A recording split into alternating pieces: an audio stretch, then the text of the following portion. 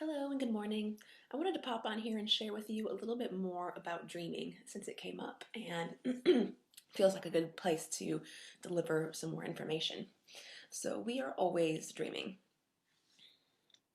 Our sleep dreams, when we have our sleep dreams, we're dreaming at the subconscious level. In waking life, we're dreaming on the 3D reality. In our journey work, we're dreaming at the conscious level. And then when we do something like astral projection, we're dreaming at the unseen realm of the 3D reality. So I mentioned this, and something to play with as you move forward is begin to watch how your waking life dreams actually inform your sleep dreams, and then eventually how your sleep dreams come in and inform your waking life dreams. When we have those feelings like we're still in our sleep dreams while we're awake, this is a way that the energy or the teachings from our sleep dreams are actually making their way into our 3D reality and changing the structure or the energy of where you're at, changing your capacity to hold different kinds of energy and realities.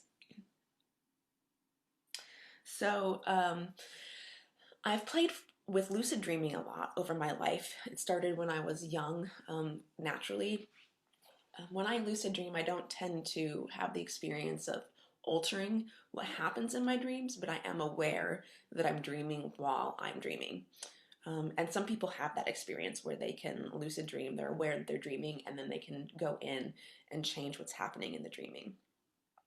Sometimes you get criticism about that process of lucid dreaming because it's said that the subconscious makes its way up in our dreams, and if we were to get in there and like change what's happening, we would somehow be altering or blocking our subconscious from coming through.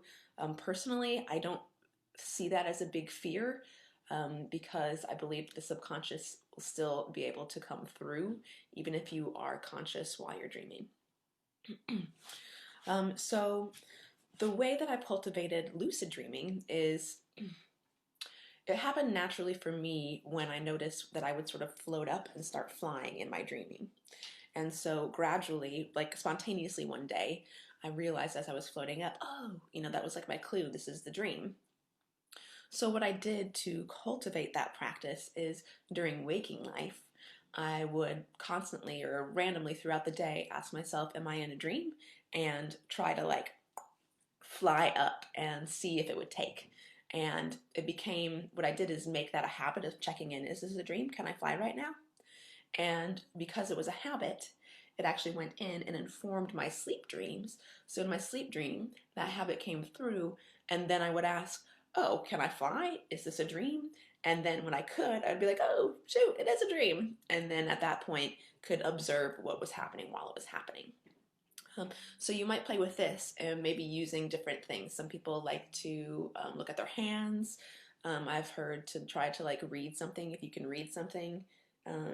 But you'll have to play with it. It'll be unique to you because there are some things that happen in certain people's dreams, or they say that they can't experience in their dreams that you might be able to experience in your dreams. For instance, reading words is something that occasionally I can actually see in my dreams. So that wouldn't work as well for me if I use that as my check-in habit. Yeah. So then lastly, I want to speak just a little bit to astral projection, which is not my field of expertise at all. And I had kind of a close experience with it this summer.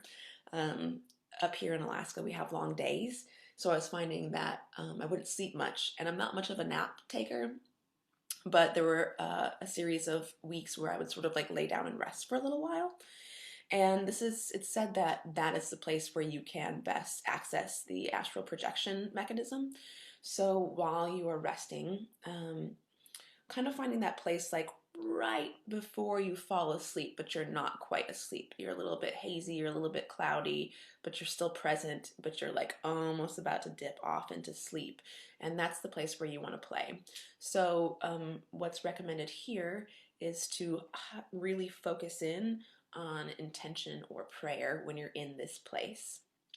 And then, as lightly and delicately as you can, when you can sort of like begin to feel that spirit body hovering above your body, imagine that rope coming down and letting your spirit body actually like grab that rope so it can climb up out of your body.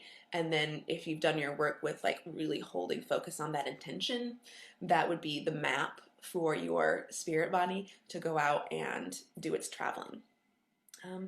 I have a friend that experienced this spontaneously when she was a teenager. She had a friend who was ill and she was laying down to go to sleep. She was really worried about her friend. So she was just sitting there like in deep, deep, deep prayer as she was drifting off to sleep. And she remembers herself like traveling over to his house and like checking on him.